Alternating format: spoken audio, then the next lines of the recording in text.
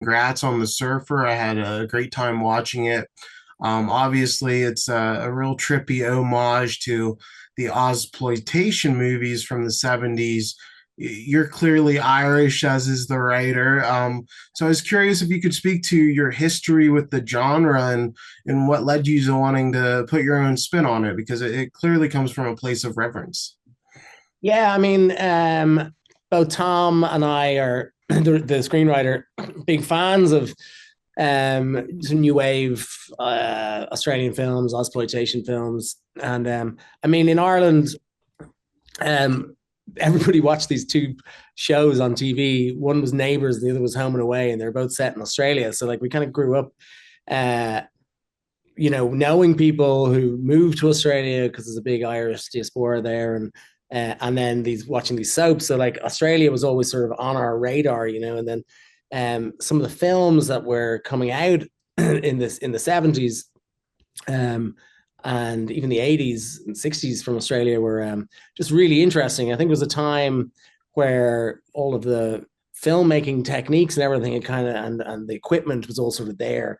And then there was also this experimentation coming out of the 60s that led to some really exciting films. And then there's this tradition of non-Australians making very Australian films, like Canadian Ted Ketchoff making Wake and Fright, and Nicholas Rogue making Walkabout, and he's British.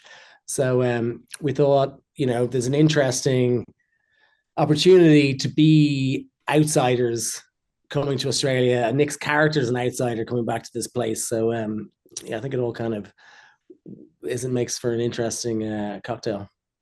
The beach where you shot at is gorgeous. I wanted to ask about the juxtaposition, because we see this natural beauty with the beach and animals, and then there's just the utter desperation of Nicolas Cage's character. How was it finding that balance visually? It was such an interesting film to watch from that viewpoint.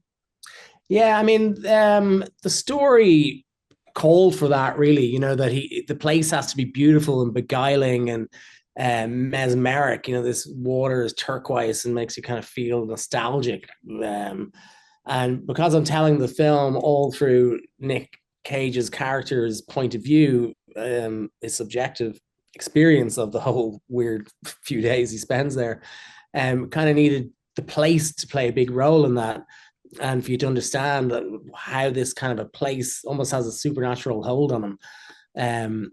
So it has to be beautiful, but also have a certain threatening element to it as well, and especially as the Australian summer increases in its temperature, it becomes dehydrated and delirious from the heat of the place, and then like all the animals are almost like laughing at him, and I'm watching him in this place, and he's almost turning into a wild animal at the same time, and rummaging for birds' eggs and looking through bins for food and that kind of thing.